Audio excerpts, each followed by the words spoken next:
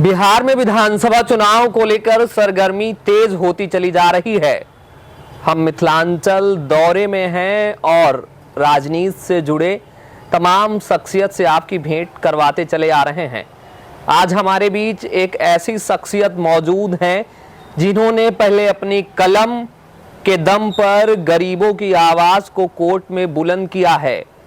दिन भर क्षेत्र के लोगों की मदद कोर्ट में करते रहते हैं और इसके बाद निकल पड़ते हैं बिहार के नए दल यानी जनसुराज पार्टी को मजबूत करने क्षेत्र में। हम बात करने वाले हैं बेनीपट्टी विधानसभा क्षेत्र के संभावित उम्मीदवार एवं वरिष्ठ अधिवक्ता एडवोकेट अशोक झा जी से। बहुत स्वागत है सर आपका। आपको भी बहुत बहुत स्वागत है और आपके दर्शकों को भी बहुत बहुत स्वागत है। सर, बिहार में विधानसभा चुनाव के लिए कम ही समय बचा हुआ है। आप भी पूरी तरीके से हर दिन क्षेत्र में जा रहे हैं। क्या सब कुछ बातचीत हो रही है क्षेत्र के लोगों से? 77 साल में यहाँ की जनता को यहाँ के राजनीतिक पार्टियों ने मानसिक रूप से गुलाम बना करके रखा है।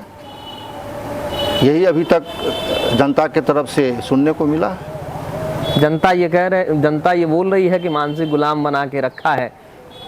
जनता मानसिक गुलाम बना के जनता को रखा है, ऐसी बात जनता नहीं कर रही है, बल्कि जनता से जो आवाज़ निकलती है वो ऐसा लगता है कि राजनीतिक पार्टियों ने यहाँ की जनता को मानसिक रूप से गुलाम बना के रखा है।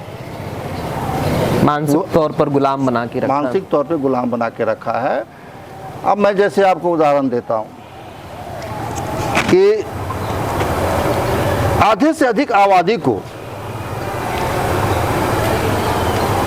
अनपढ़ रखा गया। साक्षरता के नाम पे लूट हुई है। सिर्फ बिहार में तो कई प्रयास किए गए हैं। चरवाहा विद्यालय तक खोली गई जी, है। पहलवान विद्यालय भी खोला गया। तो नए नए तरह के प्रयोग हुए हैं जी। और शिक्षा की नीति आज भी विचारणीय है। आज भी महसूस करते हैं लेजिस्लेटिव कि शिक्षा व्यवस्था में कुछ परिवर्तन होना चाहिए। सवाल हमारे तक सीमित वो सवाल नहीं है। ये सब तो सारी व्यवस्थाएं 77 साल में राजनीतिक पार्टियों ने यहाँ की जनता को दिया है और जनता त्रसित है। मानसिक गुलामी से जनता को निकलने नहीं दिया जाता है, यह एक अलग बात है, लेकिन साथ साथ क्या लगता है आपको मानसिक गुलामी से निकलने का रास्ता क्या हो सकता है? शिक्षा, अंतर्राष्ट्रीय स्तर का शिक्षा, बगैर इसके कोई भी व्यक्ति, कोई भी परिवार, कोई भी राज्य, कोई भी देश मानसिक गुलामी से ऊपर नहीं उठ सकता। जनसुराज की सभा हो रही थी, सोहराव एक गांव पड़ता है, मैं वहां गया हुआ था। एक बूढ़े दादाजी आए हुए थे, मैं उनसे पूछ रहा था कि शिक्षा चाहिए कि भैंस, तो उनका जवाब मिला कि भैंस। आप बोल लीजिए। मैंने जो आपको बताया है कि मैं जब जनता के बीच में जाता हूँ क्षेत्र में, तो मैंने जो महसूस किया है कि लोग अभी भी मानसिक गुलामी का शिकार हैं। मैंने कहा ना कि आधे से अधिक आबादी को अनपढ़ रखा गया। उसको जिस स्तर की शिक्षा मिलनी चाहिए बच्चों को, वो शिक्षा आज तक उसको मिला नहीं। और राजनीतिक पार्टियां चाहती भी यही हैं कि लोग अशिक्षित रहे, अनपढ़ रहे। आप कह रहे हैं आधी से अधिक आबादी को बिल्कुल अशिक्षित रखा गया है, अनपढ़ रखा गया है। मैं इस वक्त मानसिक रूप से गुलाम बना के रखा। हम आप इस वक्त जिस गांव में बैठे हैं, बेनीपट्टी का ये बलिया गांव, ये तो शिक्षा के लिए बहुत पुराने समय से जाना जाता रहा है। आपके पिताजी खुद स्वर्गीय अयोध्या झा जी डिप्टी कलेक्टर हुए हैं आज़ादी के बाद, तो ये क्षेत्र तो शिक्षा के लिए पहले से ही जाना जाता रहा है। हमारे फादर तो 12 दिसंबर 1947 को डिप्टी कलेक्टर हुए थे जी। तो ये अपवाद है। ये एक आध व्यक्ति कोई अगर अपने जुनून के बदौलत कोई ऐसी शिक्षा प्राप्त कर ले जो उदाहरण बने, लेकिन प्रतिशत में आप देखेंगे तो अभी भी गांव में बगल में चले जाइए, हमारे ही पंचायत में एक अंधरी गांव है, वहाँ एक भी आपको डॉक्टर नहीं मिलेगा, एक भी इंजीनियर नहीं मिलेगा, एक भी प्रोफेसर नहीं मिलेगा, एक भी कलेक्टर नहीं मिलेंगे। बिहार में शिक्षा की बदहाल स्थिति के लिए सबसे बड़ा जिम्मेदार कौन है? यहाँ की राजनीतिक पार्टियाँ जो 77 साल से जो यहाँ पर शासन कर रहे हैं, वो लोग निश्चित रूप से जिम्मेवार हैं इसके, और वो अपने जिम्मेवारी से पीछे हट नहीं सकते हैं। मैं तो कैमरे पे कह रहा हूँ, ऑन रिकॉर्ड कर रहा हूँ कि यहाँ की जितनी भी राजनीतिक पार्टियां हैं, उन्होंने जानबूझकर ये षड्यंत्र के तहत यहाँ के लोगों को अशिक्षित रखा, अनपढ़ रखा, मानसिक रूप से गुलाम बना कर रखा। क्यों? क्योंकि अगर लोग सही रूप से शिक्षित हो जाएंगे, पढ़े लिखे हो जाएंगे, तो फिर उन लोगों का जो चादर बिछाना और उनका झंडा उठाना और जात के नाम पे वोट देना, धर्म के नाम पे वोट देना, ये नहीं चलेगा। हम एक वीडियो देख रहे थे आपका, बहुत वायरल है फेसबुक पर, उसमें एक माइक लेकर आप कह रहे हैं कि जनसुराज आएगा 5 चीज हो जाएगी। कौन सी 5 चीजें हैं जो जनसुराज के आने से आपको लगता है बिहार में हो जाएंगी? देखिए,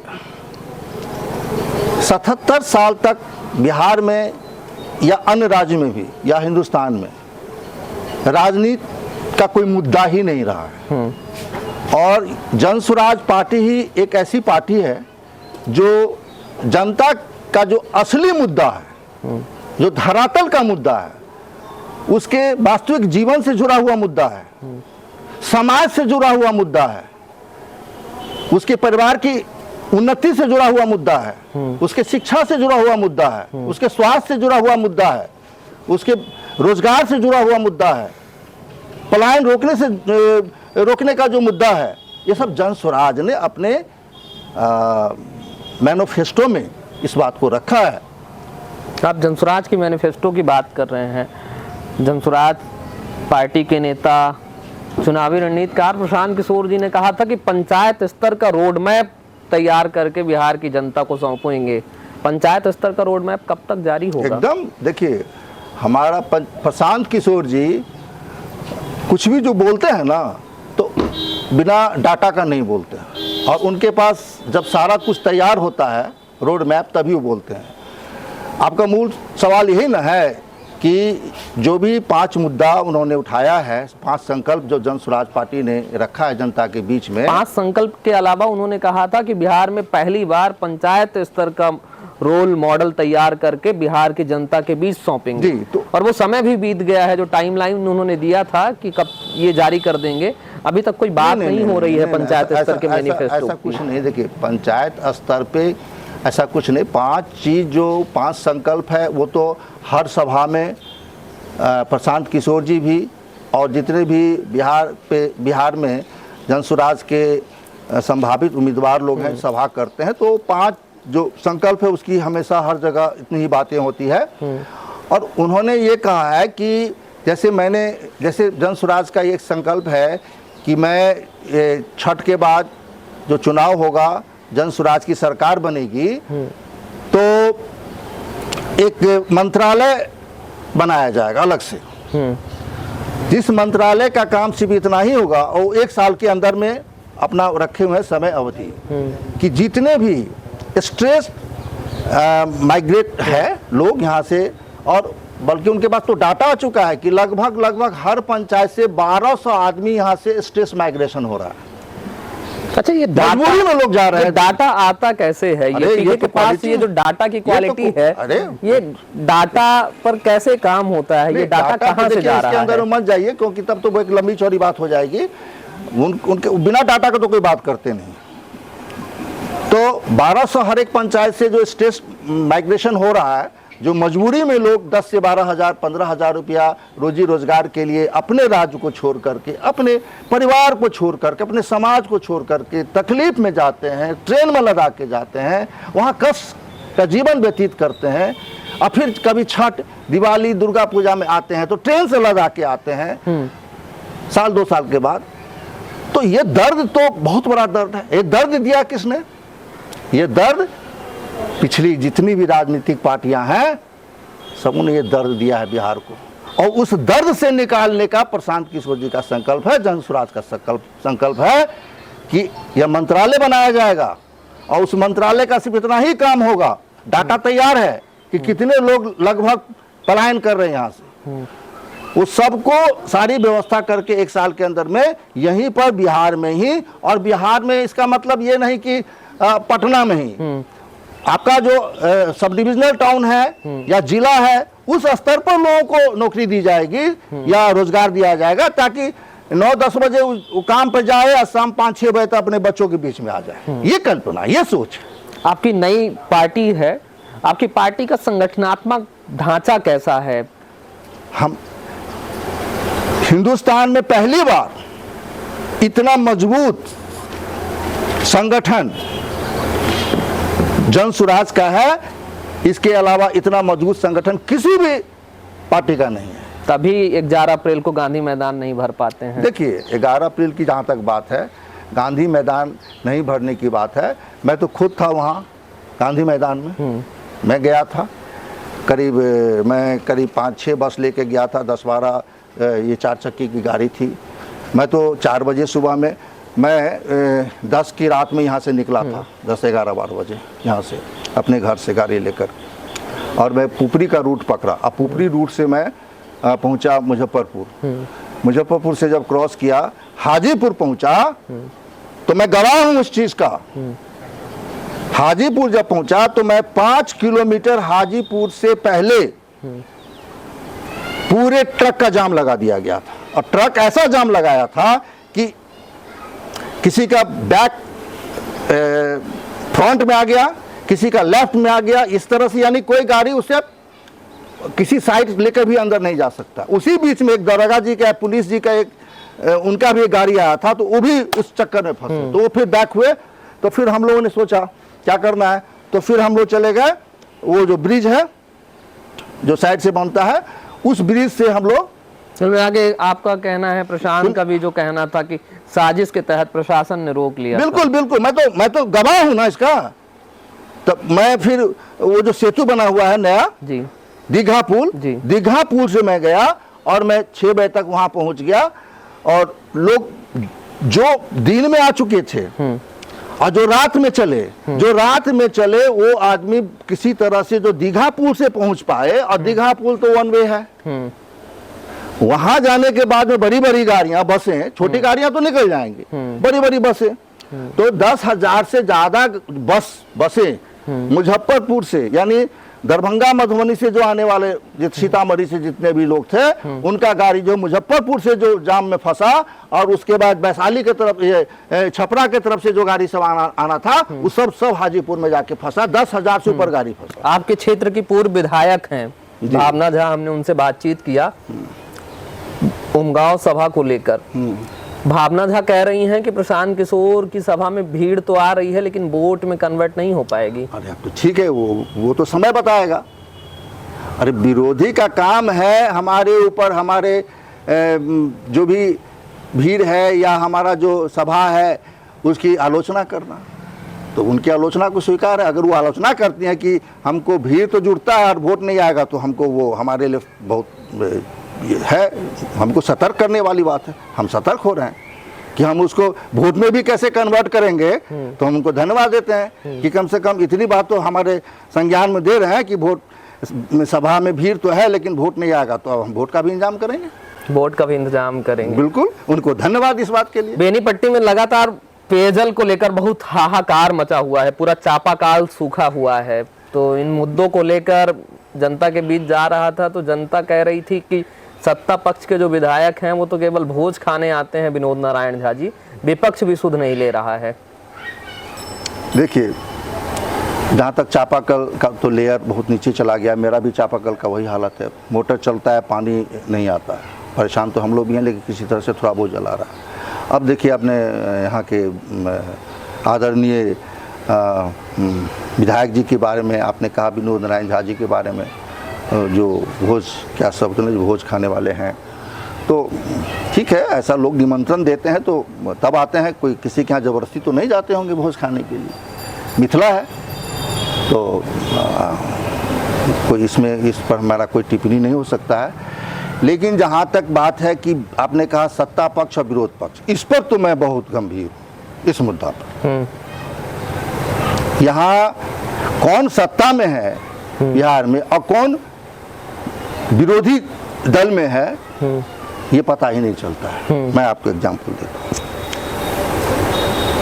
लगभग 45 साल आज़ादी के बाद कांग्रेस ने शासन किया, एक छत्र राज किया इस हिंदुस्तान और बिहार में किया। 45 साल के बाद एक ऐसा मोड़ आया राजनीति में, जहाँ आदरणीय श्री लालू प्रसाद जी राजनीति में चमके आए। जेपी आंदोलन के बाद उन्होंने 15 साल तक जम के शासन किया। पूरे एक जो होता है माहौल बना करके एक छत्र राज किया, और उनके सामने दिग्गज से दिग्गज नेता जो थे सब परास्त हो गए। चूंकि उनका एक आइडियोलॉजी था, आवाम की आवाज बन के आए थे वो। और उन्होंने कहा था कि मैं यहाँ के दबे कुचले और जो सबसे पिछले पायदान पे जो जनता है, मैं उसकी आवाज बनूंगा और आवाज बन के मैं अपनी आवाज उस जनता को दूंगा। उन्होंने जनता को आवाज भी दिया था, ये सच्चाई है। लेकिन उन्होंने दुर्भाग्य जो सबसे बड़ी चीज देना चाहिए था, शिक्षा, उन्होंने शिक्षा नहीं दिया, जिसका परिणाम ये है कि आज तक उस दंश को यहाँ की बिहार की जनता झेल रही है। उसके बाद क्या हुआ, तो नीतीश जी उनके पार्टी से अलग हो गए।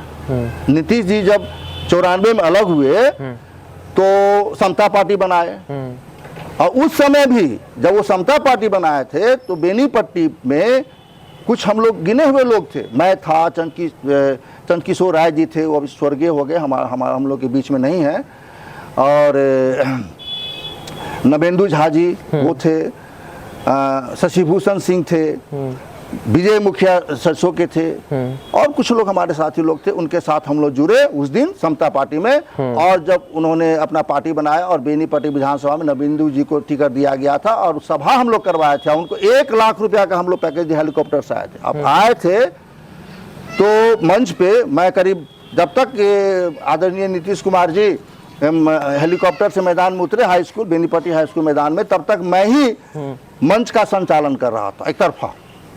और जब आए, जैसे ही मंच पे आए आदरणीय नीतीश कुमार जी, तो उन्होंने एक पहला शब्द यही कहा कि यदि मैं मुख्यमंत्री बनूंगा तो मैं सबसे पहले लालू यादव को जेल भेजूंगा। ये ऑन रिकॉर्ड है, मैं अपने तरफ से नहीं बोलूं।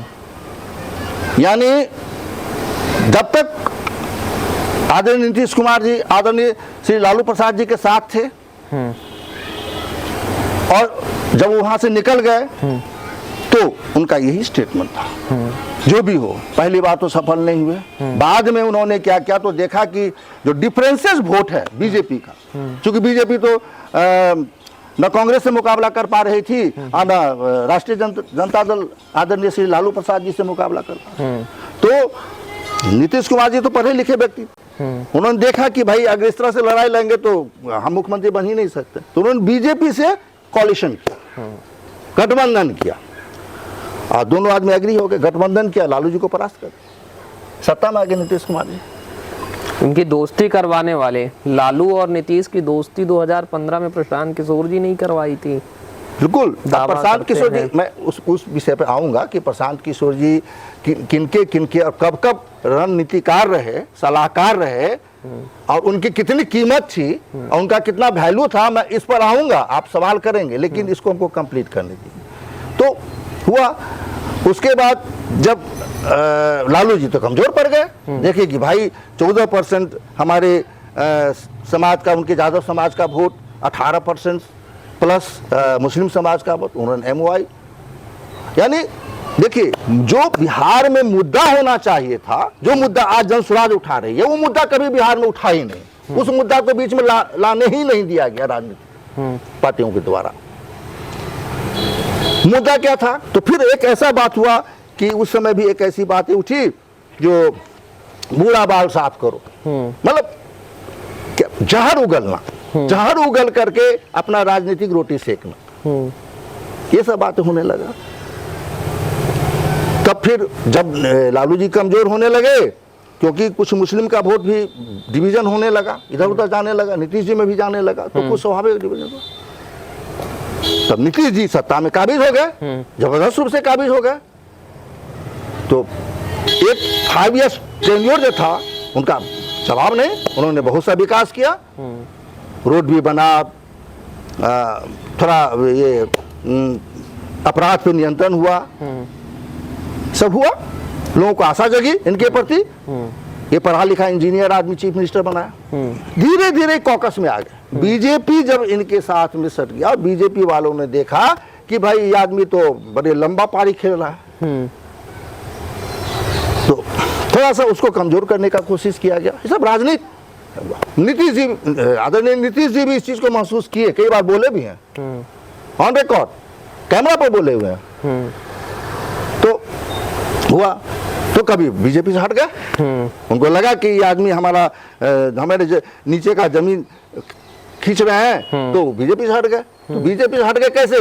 तो लालू वो आदरणीय नीतीश कुमार जी आदरणीय लालू प्रसाद यादव के घर में चले गए कि भाई आइए हम आपके साथ हैं। यानी इस तरह का राजनीति सिर्फ होने लगा बिहार में कि आप जिसको कल गाली दे रहे हैं, जिसको कह रहे हैं कि मैं सत्ता में आऊंगा तो सबसे पहले मैं उसको जेल भेजूंगा, अब फिर आप जाकर उसमें साथ मिल गए। ये कैसी राजनीति? यानी मैं आपको ये कहना चाहता हूं कि मुद्दा की राजनीति बिहार में कभी हुआ नहीं। अभी क्या हो रहा है? अभी मान लीजिए, देखिए बहुत सारी जातियां हमारे समाज में, अब उसमें से कोई एक आदमी दिमाग में ये लाता है कि चलो भाई कॉलिशन गवर्नमेंट जो है ना, इसमें हम भी थोड़ा सा इसमें डुबकी लगा लें। तो वो लोग क्या करते हैं कि अपनी जात को पटना में बुला लेते हैं कि भाई कुछ लोभ लालच दे करके कि भाई आप हम लोग को ये होगा, हम लोग को आरक्षण मिल जाएगा इतना %। इन सब बातों मुद्दों को, या हमको राजनीति में हमारी भागीदारी नहीं है, आओ तुम लोग। पटना में बुला लिए, भीड़ जमा हो गई, ताली बजने लगा, पार्टी बना लिए, वो जात का पार्टी, सिर्फ जात पार्टी तो बना लिया। सोच कहाँ है उनका? उनका सोच ये है कि भाई ये जो कोalition गवर्नमेंट, हम भी अभी तो हमारा कोई पूछ नहीं है, लेकिन इतनी जाति को लेकर अगर हम पटना में दिखाते हैं तो हम किसी भी जो स्टैब्लिश्ड पार्टी हैं, जो स्थापित पार्टियां हैं मौजूद, वहां उनके दरबार में जाएंगे, बोलेंगे कम से कम 1-2 सीट तो हमको दे दीजिए, अपने साथ हमको रख लीजिए। तो देखिए मेरे पास कितना भीड़ है, देखिए नहीं तो हम दूसरे में चले जाएंगे, आप रखिएगा। तो अब अरे बात ठीक है, इतना भीड़ था, तो उनको 1 सीट मिल गया। मान लीजिए 1 सीट मिल गया, 100 करोड़ में सीट को बेच लिया। सीट बेचने का आरोप लगा रहे हैं आप, प्रशांत किशोर जी भी लगा चुके हैं, शामली चौधरी पर मानहानि का दावा कर रहे हैं चौधरी जी। मानहानि का हम तो लॉयर 28 साल के प्रैक्टिस में है। आप भी लॉयर हो कर ये बात कह रहे हैं 100 करोड़ में सीट बेचने की बात। अरे वो उनके शामली चौधरी के पिताजी ने कहा था मानहानि का, तो मैं जब आया था मीडिया में तो मैंने लिख दिया था कि इज नॉट मेंटेनेबल, मैंने पहले लिख दिया था। बहुत सारी कहानी प्रशांत किशोर जी को पकड़ के ले गए थे गांधी मैदान से ना, पकड़ के ले गए, हम कहे कि अरेस्टिंग इज इलीगल, अरेस्ट मैंने तुरंत लिख दिया, इलीगल उनकी अरेस्टिंग है। और परिणाम हुआ कि 2-4-5 घंटा में सब कुछ आ गया। उनको कोर्ट ने एक्सेप्ट भी नहीं किया, उनको बाइज्जत कहा कि जाइए आप अपने, बिना किसी बॉन्ड के, पर्सनल बॉन्ड। आपकी लड़ाई तो मैं ये कह रहा था कि ये लोग 1 करोड़ में सीट बेच लिया, अपना पौबारा चले गए बम्बई, दिल्ली। अब 100 करोड़ पैसा मिल गया तो अब कम से कम 2-4 मुंबई की बात कर रहे हैं आप, मुंबई से एक ही नेता आते हैं जी, उनकी भी बात कर रहा हूँ। चले गए, कर लिए। जनता को अपने पटना में बुलाया था, क्यों? हो गया जनता। अब जनता इंतजार करी कि हमारी पार्टी, हमारा जात का पार्टी का क्या रिजल्ट आ रहा है, क्या न्यूज आ रहा है। उसको न्यूज कुछ नहीं मिल रहा, वो तो सीट बेच लिया, 1-2 सीट। अभी क्या है, मुकेश सहनी जब अपनी की बात कर रहे हैं, मुकेश सहनी VIP पर क्या करते हैं? अबे जहां सामाजिक न्याय की बात कर रहे हैं, सन आप मल्लाह हैं, राइट, मल्लाहों को आवाज दी है। सामाजिक न्याय तब होता ना जब आप ताकत के साथ अपने जात, और देखिए लोहिया जी ने क्या कहा था कि जात से जमात की ओर बढ़ो, लेकिन अगर आप जात तक ही सीमित रह जाते हैं तो सामाजिक न्याय कैसे होगा? सामाजिक न्याय के परिभाषा में वो बात तब परिभाषित होकर के स्थापित होगा जबकि पूरे जमात को आप लेके चले।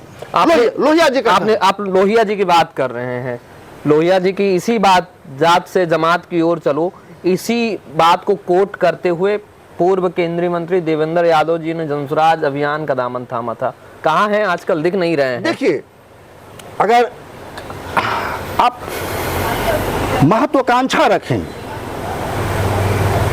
ऐसी महत्वाकांक्षा रखेंगे, आप मन में कुछ सोच करके आएंगे कि हमें ये चीज प्राप्त होगा तब तो हम इस व्यवस्था के साथ हैं, अगर मुझे ये चीज प्राप्त नहीं हुआ तो फिर मैं इस व्यवस्था में नहीं रहूंगा। नहीं है अभी जनसुराज की नहीं, मैं ऐसा नहीं कहता हूं नहीं है।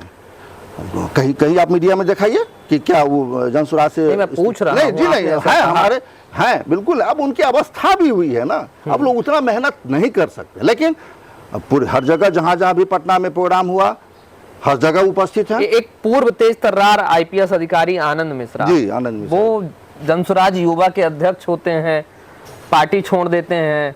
उदय सिंह पप्पू जो आपके राष्ट्रीय अध्यक्ष हैं, कई आरोप लगाते हैं।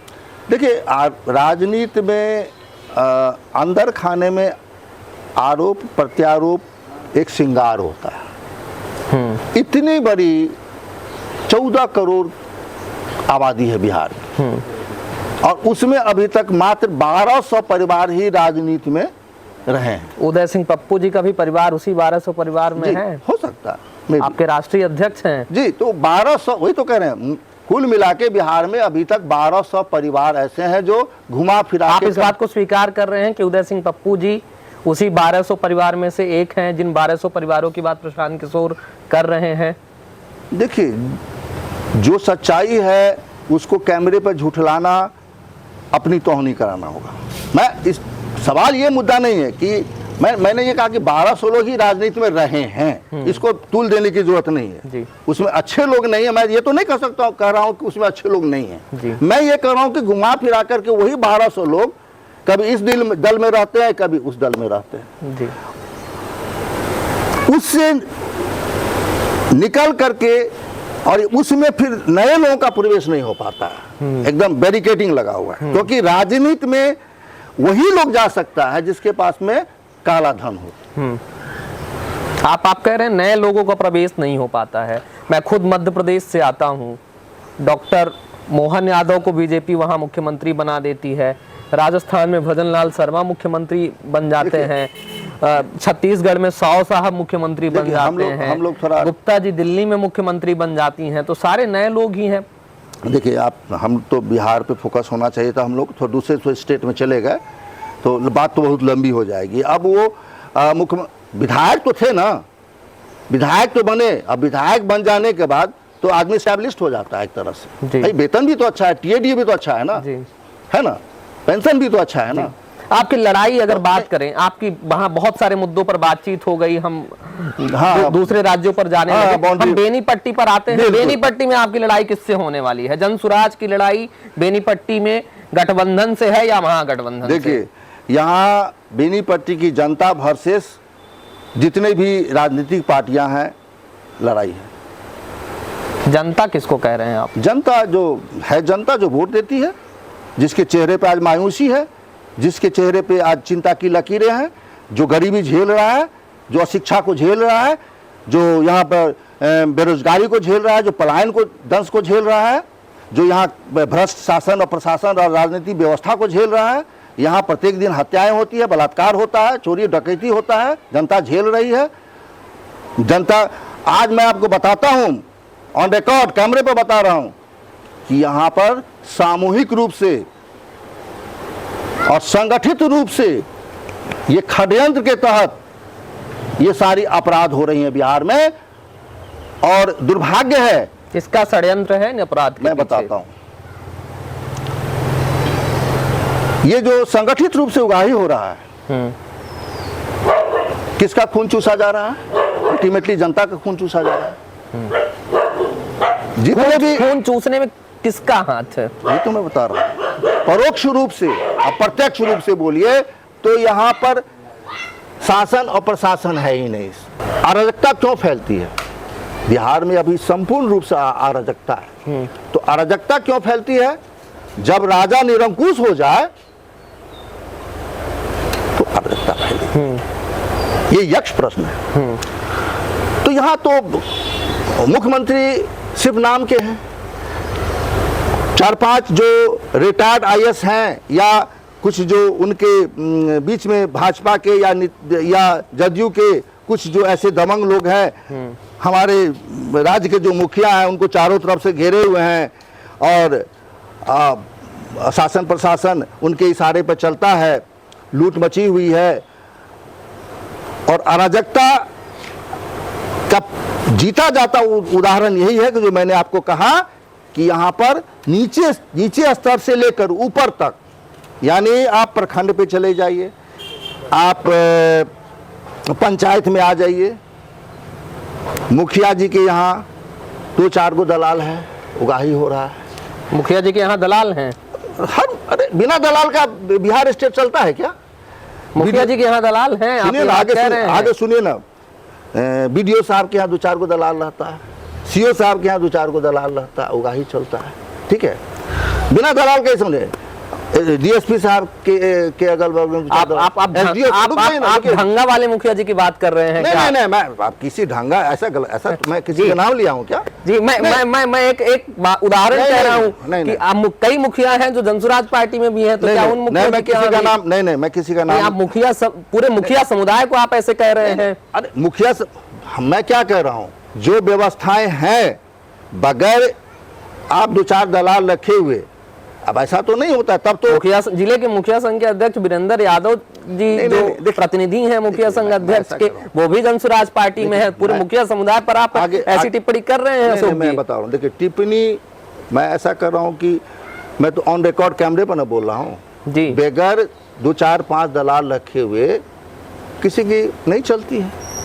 ऐसा व्यवस्था बना हुआ है, यही व्यवस्था बना हुआ है। बीडीओ साहब के यहाँ, सीओ साहब के यहाँ दलाल खुलेआम घुस चलता है। आप बगैर, मैं आप जहाँ बैठा हूँ ना, मैं देखिए, मैं बगल में ये ज़मीन जो लिया हूँ, मैं खरीदा हूँ, ये 2.5 कट्ठा, इसका जो मैंने दाखिल खारिज करवाया तो मुझे लंबे समय तक रोक के रखा गया और कहा, और हम जो जहाँ से आता था मैटर कि भाई ये वो 3,000 नहीं दिएगा तो आपका ऐसे पड़ा रहेगा। भ्रष्टाचार बहुत है। हाँ, तो मैं कहा जो जॉब दे दो, मैंने दिया किसी को, जॉब दे दो, ठीक है।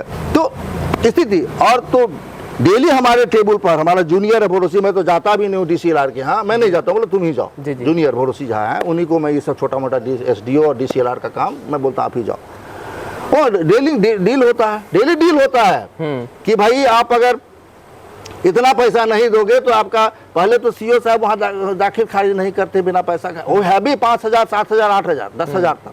अगर नहीं दे पाया पार्टी तो फिर उसका खारिज होकर के तो फिर अपील फाइल डीसीएलआर के यहाँ फाइल कर दिए।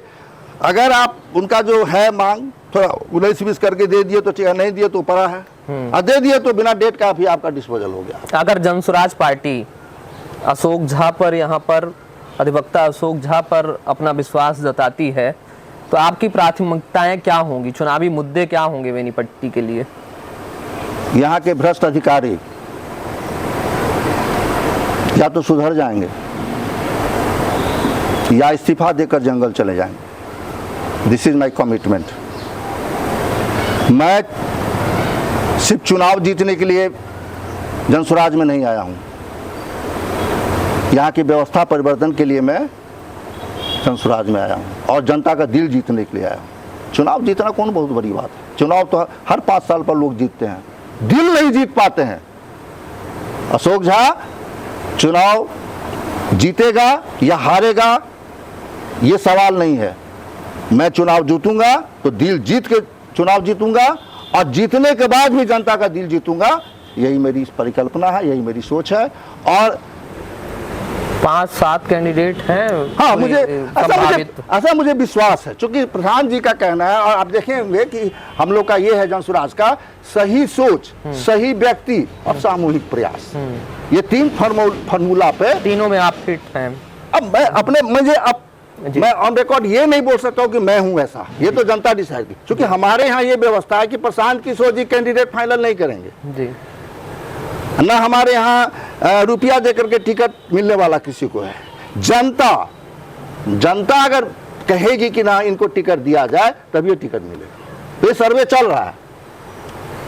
तो अब दूसरे पार्टियों में क्या है, आप 200-400 करोड़ रुपया लेके जाइए थैली में, 10 आदमी लाइन लगाए हुए, जो सबसे ज्यादा पैसा देगा उसको टिकट मिलता है। तेजस्वी यादव बार बार प्रशांत किशोर पर आरोप लगाते हैं कि ये धनसुराज पार्टी है और प्रशांत किशोर कुछ नहीं कर पाएंगे, फेल हो जाएंगे। देखिए, आदरणीय तेजस्वी प्रसाद जी के बारे में मैं बहुत ज़्यादा कुछ टिप्पणी नहीं करना चाहता हूं, लेकिन मैं उनको एक अबोध बालक के रूप में जानता हूं। नेता प्रतिपक्ष को आप अबोध बालक कह रहे हैं। अब बालक कुछ भी बोल लें तो उनके बात को क्या जवाब दें। अब वो तो अबोध बालक हैं ही, और उनकी शिक्षा भी 9th पास वो नहीं है, तो अब जितना ही ज्ञान होगा रहेगा उतना ही ना बोलेंगे। सांसद अशोक यादव जी को कभी क्षेत्र में देखा आपने? सांसद अशोक यादव को क्षेत्र में आने की क्या जरूरत है? अरे मोदी जी के नाम पे चुनाव जीतते हैं, मोदी जी एक ब्रांड है, ये सच्चाई है। अब वो ब्रांड बदलेगा, समय आ गया जो ब्रांड बदलेगा। अब प्रशांत किशोर जी आ गए हैं ना, आप देखते हैं कि सोशल मीडिया पे जितना मोदी जी का लोग वीडियो नहीं देखता है, उतना प्रशांत किशोर जी का वीडियो देखता है लोग। आप देख रहे हैं ना क्या स्थिति हो रहा है। तो देखिए, आप बहुत दिनों तक लोगों को नहीं, आप मोदी जी आए थे बिहार में, क्या कहते 100-200 करोड़ रुपया हमें पैकेज दे रहे हैं, एकदम घोषणा किया था, कैमरे पर घोषणा किया था, ऑन रिकॉर्ड है, दिया आपको मालूम है। अभी पत्रकार हैं, रिपोर्टर हैं, जानकारी है, या तो आप मन से झूठ बोलते हैं, या आपने दिया तो पैसा क्या हुआ, आपके पार्टी के लोग या आपके एलाइज हैं वो सारे लोग खा गए पैसे। आप तमाम लेन देन की बात कर रहे हैं कि सरकार ने क्या दिया क्या नहीं दिया। आपने हाल ही में हमने देखा कि पुपरी बेनीपट्टी रेल परियोजना को लेकर मांग की है, क्या कुछ मामला है? हम लोग थे 17 तारीख को, इसी 17 तारीख को हम लोग बेनीपट्टी में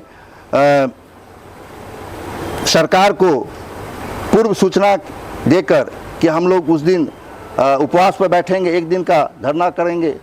ये जयनगर से पुपरी तक नई रेलवे लाइन आए, बेनीपट्टी में स्टेशन हो, रेलवे स्टेशन हो, यहाँ का इकोनॉमी इम्प्रूव करेगा, लोगों को सुविधा होगी। इसके लिए मैंने भारत सरकार हमारे टीम में है, कमल कुमार झा हमारे टीम में है। कमल कुमार झा इस अभियान को बहुत लंबे समय तक चला रहे हैं, समय से चलाते आ रहे हैं। उन्होंने प्रधानमंत्री को लिखा, रेल मंत्री को लिखा, राष्ट्रपति को लिखा, लिखते गए। अंत में फिर हम लोगों ने यहाँ पर अपने तरफ से अनुमंडल पदाधिकारी को ज्ञापन दिया 17 तारीख को कि हमारी ये मांग है, और मैं भी था उसमें, आप देखे होंगे वीडियो में, मैं भी था जी। हाँ, तो दिए और आश्वासन दिया गया कि मैं आपकी बात को भारत सरकार तक पहुँचाऊँगा, रेल मंत्रालय तक पहुँचाऊँगा। तो देखिए, यहाँ की जो जितने भी बिहार में और हमारे जिले के जो विधायक हैं, मैं तो विधायक कहते हुए भी मुझे देखिए नेता शब्द और विधायक शब्द एक तरह से अब ऐसा लगता है गाली टाइप का हो गया। ये लोग असली नेता के रूप, जो नेता का मतलब क्या हुआ? जनता की सेवा कर। आप सेवा नहीं करके सिर्फ मेवा खाने में लग जाते हैं, लूट खसोट में लग जाते हैं, आप कॉन्ट्रैक्टर से कमीशन लेते हैं, आप पदाधिकारी से अधिकारी से कमीशन लेते हैं। तो अगर कॉन्ट्रैक्टर से कमीशन लीजिएगा तो रोड की क्वालिटी क्या होगी? 30% 32% कमीशन लीजिएगा तो रोड की क्वालिटी क्या देखते हैं आप? अभी आए हैं रास्ते में, क्या देखें आप? रोड की बहुत बदहाल स्थिति है जी। मैं क्षेत्र में जाता हूँ तो गली कुची में जब सड़क देखता हूँ तो रोना आ जाता है। रोड पे इतना बड़ा बड़ा पत्थर सब होता है जी। एक लगातार आप कानूनविद भी हैं, मैं आपके झंडे में जो है अंबेडकर और गांधी जी दोनों दिखते हैं। अभियान में तो केवल गांधी जी रहे, पार्टी बनती है और फिर अंबेडकर जी को भी शामिल किया जाता है आपके झंडे में। एक चर्चा आजकल बहुत गर्म है, संविधान निर्माता को लेकर एक विवाद छिड़ा हुआ है, BN राव और अंबेडकर को लेकर। कुछ लोग कह रहे हैं कि अंबेडकर नहीं, BN राव संविधान निर्माता हैं। आप क्या मानते हैं? आप कानूनविद हैं। देखिए, इस विवाद में मैं नहीं पढ़ना चाहता हूं, क्योंकि इस विवाद से कोई फायदा होने वाला नहीं है। अगर विवाद ही करना है तो जो 5 मुद्दा है उस पर विवाद किया जाए। और वो अंबेडकर जी, डॉक्टर भीमराव अंबेडकर जी और गांधी जी, ये लोग समाज को बहुत कुछ दिए हैं। वो लोग सिर्फ व्यक्ति नहीं थे, एक आदर्श थे। उस समय के हिसाब से जो उन लोगों को बन पाया उन्होंने किया, समाज को आगे के लिए भी कुछ दिया। देखिए गांधी जी ने एक नीति निर्देशक तत्व उन्होंने बनाया, directive principle of the state. संविधान से महात्मा जी का एक संविधान अलग बना हुआ था, लेकिन उसको स्वीकार नहीं किया गया।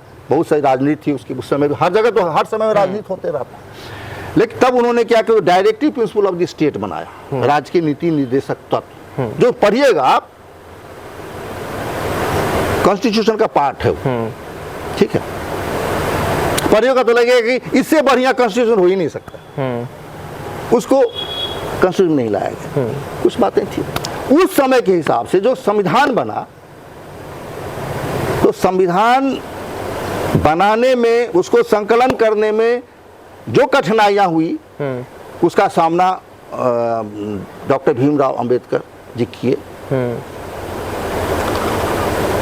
तो उस समय के अनुसार वो संविधान प्रासंगिक रहा है, और आज जब प्रासंगिकता में कुछ कमी आई है तो अमेंडमेंट भी हुआ संविधान में, बहुत सारे संशोधन हुए।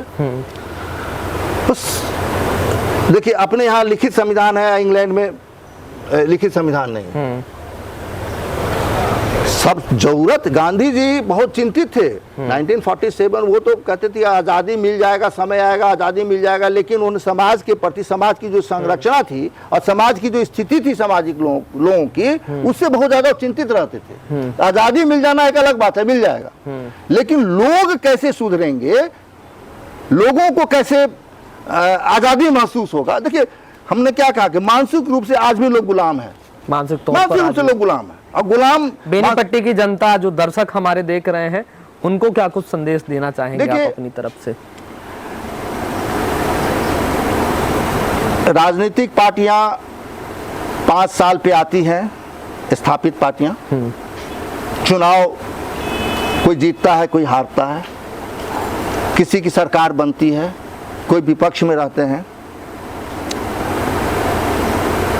मैं बेनीपट्टी की जनता से सिर्फ यही अपील करना चाहता हूं कि आपके वोट का कीमत आपको पहचानना पड़ेगा। आपने अभी तक अपने वोट का कीमत समझा ही नहीं है। आपके एक वोट से विधानसभा में जाकर अरबपति खरबपति हो जाते हैं, बॉम्बे और विदेशों की सैर करते हैं, उनके बच्चे विदेशों में पढ़ते हैं, और आपके बच्चे बिहार के सरकारी स्कूल में, खिचड़ी वाला स्कूल में पढ़ता है, जहां उसका जो है बौद्धिक विकास कुछ भी नहीं होता है। और इस बात को समझने के लिए आप ऐसे समझिए कि जो शिक्षक उस विद्यालय में शिक्षक हैं, जो वेतन लेते हैं 70,000, 80,000, 45,000, 50,000, वो अपने बच्चे को उस सरकारी स्कूल में नहीं पढ़ाते। जो यहाँ विधायक बन के, मंत्री बन के जाते हैं, वो अपने बच्चे को सरकारी स्कूल में नहीं पढ़ाते हैं। तो क्या फायदा? तो मैं जनता से ये कहना चाहता हूं कि आप समझिए, जितनी भी 77 साल में राजनीतिक पार्टियां हैं, आपके वोट को, आपके एक वोट का कीमत आप पहचानिए। आप सोच समझ कर मतदान कीजिए, सही व्यक्ति को मतदान कीजिए, जात धर्म के आधार पर मतदान नहीं कीजिए, किसी लोभ लालच में मतदान नहीं कीजिए, अपना मत को बेचिए नहीं। बिहार में एक विकल्प के रूप में जनता त्रसित थी, तो विकल्प के रूप में जन स्वराज आई है, और जन स्वराज का यह संकल्प है कि चाहे जन स्वराज का पार्टी का जो उम्मीदवार है, अगर धोखे से गलत उम्मीदवार खड़ा हो जाए तो उसको भी वोट मत दीजिए। तो ये थे हमारे साथ अशोक झा, बहुत ही बेबाकी से अपनी बात रख रहे थे। बेनीपट्टी मधुबनी की जनता की वकालत करने वाले एडवोकेट अशोक झा लगातार अपने मुद्दों पर मुखर रहे हैं। तमाम बातों का इन्होंने बहुत ही मुखरता से जवाब दिया है, और जाते जाते इन्होंने एक संदेश छोड़ा है कि अगर जनसुराज पार्टी के भी कैंडिडेट योग्य नहीं आते हैं तो आप उन्हें भी नहीं चुनिएगा। इस तरीके से बेबाकी से बात रखने वाले लोग आजकल राजनीति में बहुत कम मिलते हैं। हम आपको बिहार विधानसभा चुनाव को लेकर तमाम अपडेट देते रहेंगे। फिर किसी ऐसे ही एक शख्स से रूबरू कराएंगे जो अपनी बेबाकी के लिए जाने जाते होंगे। तब तक के लिए कैमरा पर्सन केशव के साथ मैं विकास भारद्वाज, फ्रंटलाइन 24।